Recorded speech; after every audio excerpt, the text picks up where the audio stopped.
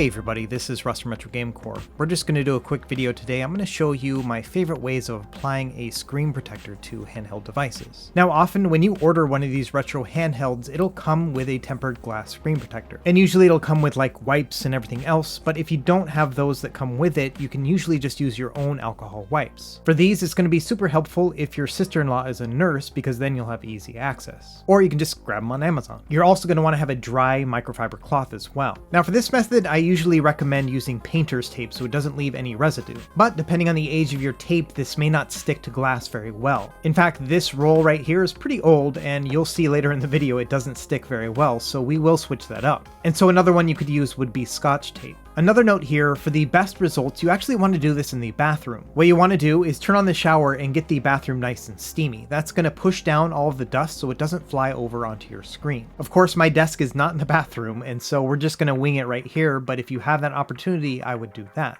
Okay, let's go ahead and get started. These tempered glass screen protectors are going to have a plastic film on one end of them, and they usually have a little tab that'll allow you to pull that off. What I would recommend doing is putting that tab on the top left with the tab side down. Then just kind of move it around until it's perfectly arranged exactly how you would like it on your device. From there, I would take at least 3 strips of tape and tape it nice in place. And adding the tape like this is going to create what we call the hinge method. Now we can go ahead and lift up the glass, and then when we reapply the screen protector, it'll be in the right spot. So let's go ahead and get everything ready. What we want to do first is use a wet wipe to get everything nice and clean. And then you want to use either the dry wipe that'll come with the glass protector or one of these microfiber cloths to make it nice and dry. And that's really about it. I would go ahead and spend as much time as you need here to make sure there is no dust residing on the screen. Now I mentioned before that the painter's tape that I'm using is super old and it doesn't stick very well to glass, and as you can see here, it came right off. So no problem there. Let's go ahead and shift over to Scotch tape instead. And I probably should have started with this in the first place, but I was just kind of hopeful the painter's tape was going to work.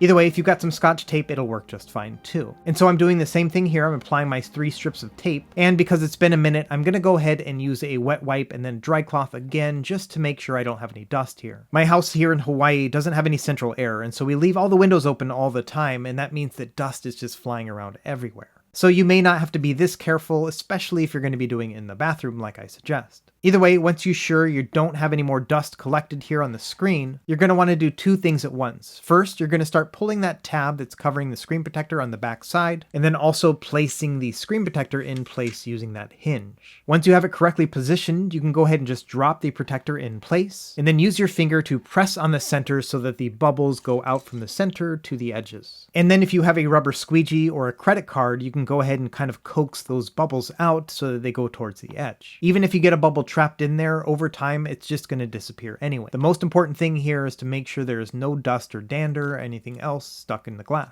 And really, we're just about done here. It only takes a few minutes to get this set up. But like I mentioned, do this in the bathroom if you can with the shower running, and make sure you use the hinge method to make sure everything lines up correctly. And so, as you can see here with the Anbernic Win 600, we have this nice glass screen protector on top, and now we're good to go. Now, while I have you here, let's talk a little bit about the Win 600 because I have been working on it over the past few days. If you saw my review of the blue model here, it comes with a 1 terabyte solid state drive inside. And for this one in particular, I decided to actually just wipe that drive and put Batocera on it completely. So now when I boot up the device, it's going to boot directly into Batocera and everything's working great. Now the same could be done with Windows 11 or Steam OS or even Jealous, which is a custom firmware that now works on the Win 600. But I chose Batocera in particular because it has some features that Jealous just doesn't have yet. Many of them are planned, but they just haven't gotten to them yet. For example, Batocera can run Wii U, 3DS, as well as original Xbox emulators. But another thing that I haven't really touched on before is that you can integrate a Linux version of Steam into Batocera as well. And it's a pretty easy setup process, and once you have it working, that means you'll be able to go into the Linux version of Steam and then also download Linux games. And it just so happens that most of the games that run the best on the Win 600 also have Linux versions available on Steam. And this is full integration here. It's going to log you into your Steam profile, you can access your Steam cloud games, all that stuff, while still getting all of the emulation benefits of Batocera. And so I've been thinking about doing a video about this whole process to show you how I set it up so that you could have this as an all-in-one solution. Anyway, if you're interested in seeing that, let me know in the comments below, and I hope this video was helpful in getting a screen protector installed on your favorite retro device. As always, thank you for watching, and be sure to like and subscribe if you found this helpful, and we will see you next time.